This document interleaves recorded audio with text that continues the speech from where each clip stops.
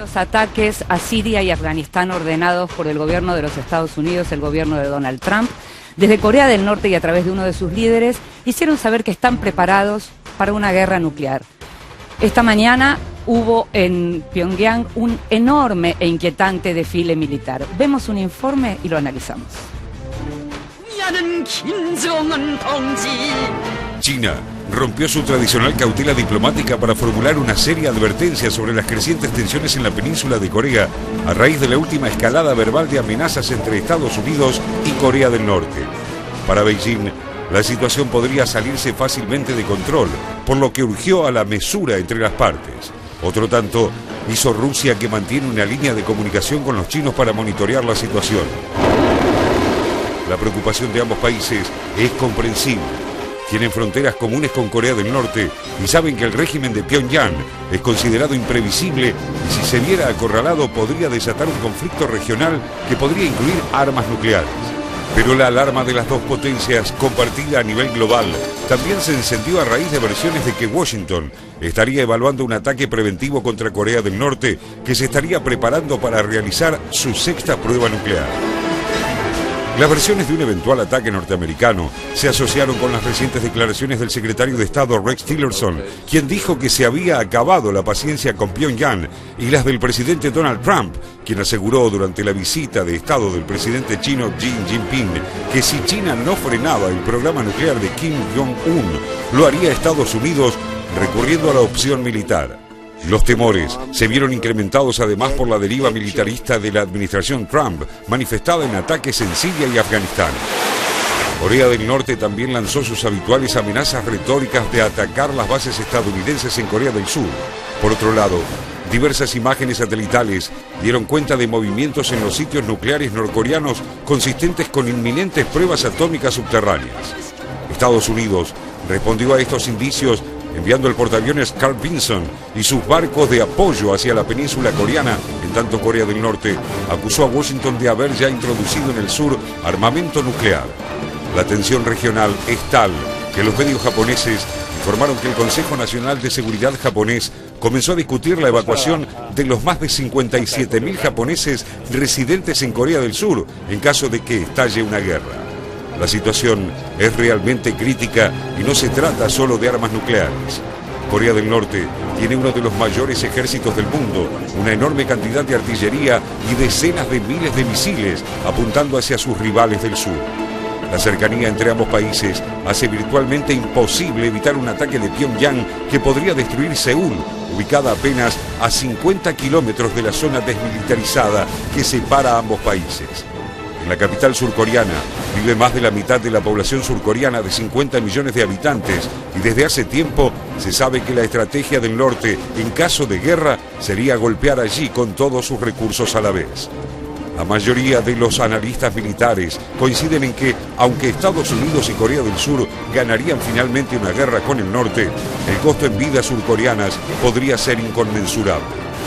Durante décadas, la política de Estados Unidos y las otras potencias fue manejar con extrema cautela la relación con Pyongyang a través de una mezcla de sanciones, presiones y promesas, contando con el auxilio de China, el único aliado que tiene el elusivo régimen norcoreano. Ahora, todos temen que el gobierno de Donald Trump altere ese delicado equilibrio, desatando una guerra que podría ser devastadora.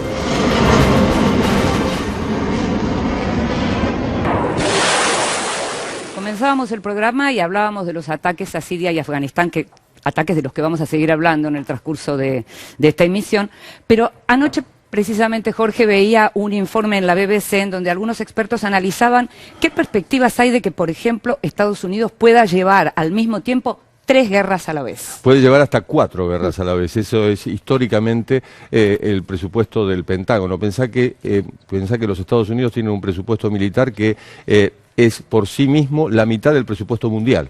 Es decir, tiene la capacidad. Esto se planteó durante el gobierno de Clinton, cuando estaba Kosovo, cuando Medio Oriente estaba en llamas en ese momento y cuando había otra posibilidad de alguna incursión bélica y se planteó de ese modo. En este momento, Donald Trump ha aumentado 50.000 millones de dólares el presupuesto militar. Este es un punto. Y otro punto importante es que el Pentágono tiene, en cierto modo, la posibilidad de ejecutar una acción sin pedirle permiso al presidente. Bueno, eso se dijo justamente esta semana, que lo de la madre de todas las bombas la podría haber largado Nicholson sin pedir autorización. Con el aval, en este caso, del gobierno afgano. El otro caso, el caso de Siria, que es vulnerar la soberanía nacional, no tener aval de Naciones Unidas y demás, en ese caso no lo podría haber hecho el Pentágono. Pero en el caso de que un ejército aliado, el ejército afgano, le pidiera a los Estados Unidos ayuda, eso lo puede hacer tranquilamente y después reportar al presidente. Ahora, si atacan a Corea del Norte, ¿a quién le tienen que pedir permiso? Ahí están las bases de Naciones Unidas. Fíjate que podría ser un caso casi similar al de Afganistán, porque las bases de las Naciones Unidas que están en el paralelo 38, en el límite de la península coreana, entre Corea del Sur y Corea del Norte, la mayor base militar es la norteamericana con 32.000 soldados. El tema es la respuesta. Ese es el pequeño problemita. Digamos, atacás a Corea del Norte y volás a tu socio y aliado Corea del Sur, porque inmediatamente la respuesta sería así, ¿no? Bueno, de eso se trata. Hay como una situación permanente de disuasión ahí en la península. De todas maneras, me parece que no son todas malas noticias, porque en primer lugar ahora en los 105 años del padre de la patria de Kim Il-sung, no se usó, el desfile militar en Pyongyang no incluyó misiles nucleares, no hubo test nucleares, o sea, hubo como un mensaje de doble partida de exhibición. Estamos viendo las imágenes, Natalia, mientras vos hablas, estábamos viendo de ostentación de su poderío militar, que en realidad, si uno mira así, a lo largo de toda la vida y a lo largo de todos los años de que tiene vida Corea del Norte, comunista, un bastión muy duradero en el mundo, casi el único en su tipo, siempre hay desfiles como el tipo. Pero yo diría que incluso esta vez no ha sido tan grave. Ahora, lo que hay que destacar también es que en la última reunión, que además ha sido la primera entre ellos, entre Xi Jinping y Donald Trump, Trump le pidió a los chinos allí que se encargue de neutralizar a Corea del Norte. Mientras atacaba a Siria. Exacto, en el momento en que atacaba a Siria, sí, que de esto el paquete ahí de Siria corresponde a Rusia, y ya vamos a hablar más adelante del programa de Tillerson, la reunión de esta semana y demás, me parece que no todo está perdido y que estas opciones también se estaban barajando cuando Trump asumía el poder, ¿no? Ahora, así de optimista como está Natalia, no sé cómo estás vos, Natalia. Si uno analiza la racionalidad de los actores, parecería difícil que pueda haber una escalada militar que llegue a un conflicto que puede resultar muy destructivo, porque recordemos que Corea del Norte tiene misiles capaces de destruir, Seúl, por ejemplo. Sí, llegar a Japón. Llegar a Japón y demás. Ahora, lo que a mí me preocupa es que muchas veces los conflictos entre países no son decisiones racionales de dos o tres actores que dicen, bueno, vamos a ir a la guerra. Muchas veces son resultados de errores de cálculo, asimetrías en el manejo de la información, confusión, malas lecturas de lo que el otro va a hacer, que se adelantan pensando que el otro va a hacer algo. Sí. Hay una película que siempre cito que es 13 días, una película sobre la crisis de los misiles con Kevin Costner, donde se ve muy bien, es un ejemplo claro de proceso de toma de decisiones, se suele estudiar esa crisis en ese sentido, digamos, pero se ve muy bien cómo están de un lado Khrushchev, del otro Kennedy, es el punto de vista de los americanos, y cómo Kennedy no opera con toda la información. De hecho, llegan cartas de Khrushchev contradictorias entre sí, no saben cuál es la verdadera, si no hay un golpe de Estado en ese momento en Rusia, si no lo están desplazando a él. Al mismo Kennedy se les escapan los generales que hacen maniobras sin que él se entere, que a su vez escalan el conflicto. Lo que quiero decir con esto es que muchas veces las disputas entre países no son el resultado de los actores que dicen, bueno, vamos a la guerra, digamos, ¿no? Sí, son procesos mucho más complejos que no responden siempre a cuestiones puramente racionales. Y al mismo tiempo, la situación muy particular de Corea del Norte, sí, que es un país, yo estaba mirando, tiene el PBI de Honduras.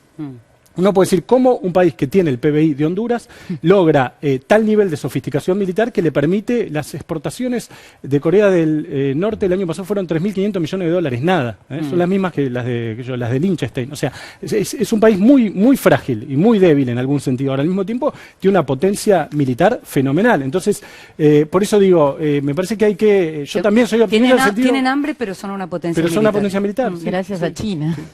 Sí. Raúl. A ver, varias veces cuando se analiza este tema y sobre todo la política que está desarrollando Donald Trump, se ha mencionado el tema de que muchas de las respuestas de política exterior son el reflejo de la situación interna. Sí, claro. De eso lo vamos a tratar justamente en el segundo bloque. Exactamente, y varios de nuestros informes también tocaron este tema. Sí. Parecería que en este tema también hay una reacción interna que pueda ser la que defina también la política de Estados Unidos. Porque obviamente esto que está haciendo Trump con el tema de Corea del Norte, esta escalada de amenazas, evidentemente está trayendo preocupación dentro de Estados Unidos. En las últimas horas uno de los que se ha pronunciado es León Panetta, el ex secretario de Defensa de Barack Obama, que un poco repasó lo que está a las luces de todo. Siempre la relación con Corea del Norte, Estados Unidos la manejó con la máxima cautela por los riesgos que puede tener esto, por las consecuencias que puede tener esto, no por el temor de una guerra contra Corea del Norte, como pueda terminar seguramente por esta... Pero sí por la imprevisibilidad también. El tema es que ahora tenés un imprevisible en Estados Unidos también. Claro, son dos más imprevisibles. que imprevisible, yo creo que la reacción de Corea del Norte ya es previsible, que es lo que estábamos hablando. Corea del Sur sería directamente el blanco, y Seúl en particular el blanco al que atacarían. Ahora, este tema, por eso, trae una reacción dentro de Estados Unidos, que también tiene que ver con un conflicto que, recordemos, es un conflicto, una guerra no cerrada, la guerra entre Estados Unidos y Corea del Norte. Están en armisticio desde el año, estaba repasando, desde el año 53. La guerra, lo que fue el resultado de la guerra civil. Guerra no cerrada. Técnicamente están en guerra. Técnicamente están en guerra. Son 65 años de los cuales prácticamente de los cuales no se cerró el conflicto, y por otra parte, Estados Unidos tiene presencia militar en la zona, con bases militares en Corea del Sur desde hace 56 años. Es decir, también acá hay un precedente no resuelto por tantos gobiernos que deriva en esta situación de sumo riesgo que se da en el presente, ¿no? Por eso es tanta la responsabilidad que hay, y se explica un poco la posición de China y de Rusia pidiéndole cautela a las dos partes por los riesgos que implica esto, seguramente. Ahora, Jorge, uno podría entonces decir que lo que está haciendo Trump en este momento es de algún modo colocándose en un lugar de republicano tradicional.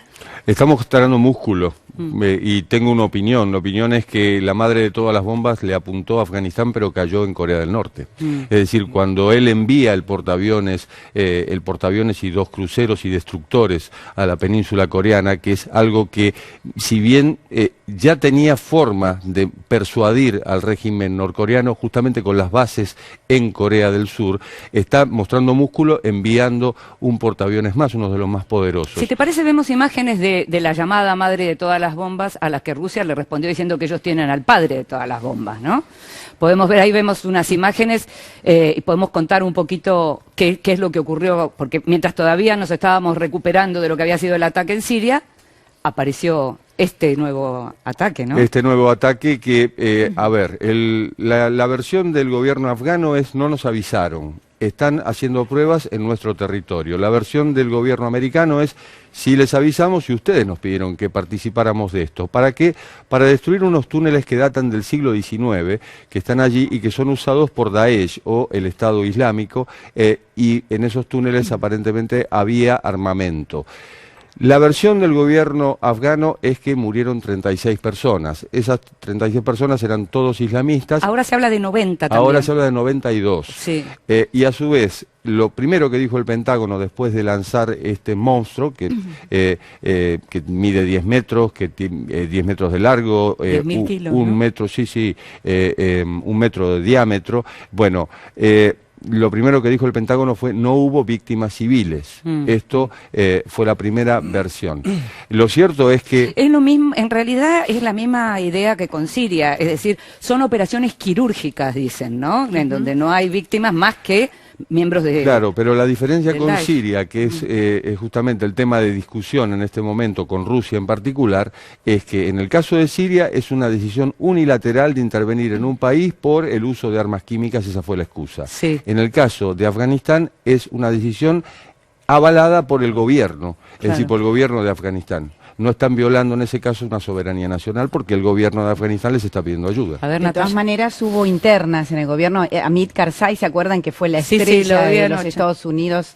Criticó fuertemente, criticó al gobierno afgano por permitir este lanzamiento.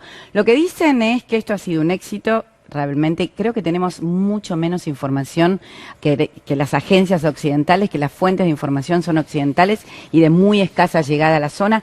Lo que ellos dicen para decir que esto es exitoso es, además de la muerte exclusiva de islamistas y de que no habría muertos civiles. Dicen que, por ejemplo, las operaciones contra el ISIS han hecho que por lo menos hoy solo sean unos 400 cuando teníamos en 2016 2.500 combatientes en Afganistán, cosa que estos operativos finalmente son exitosos y que los han reducido a 34 provincias. La OTAN dice que redujo al 60% del territorio afgano el dominio de los militantes. Verdaderamente creo que estamos en el nacimiento. Estaban en súper retirada también y es una buena manera de llegar justo en el momento para decir... El Estado Islámico está acorralado militarmente, territorialmente, lo sabemos, lo venimos trabajando largamente. Ahora, yo me pregunto si eso significa que va a morir como organización terrorista, si va a seguir, digamos, recibiendo inmigrantes europeos que después vuelan a sus países. Renacerá como o que otra. se transformará en otra cosa.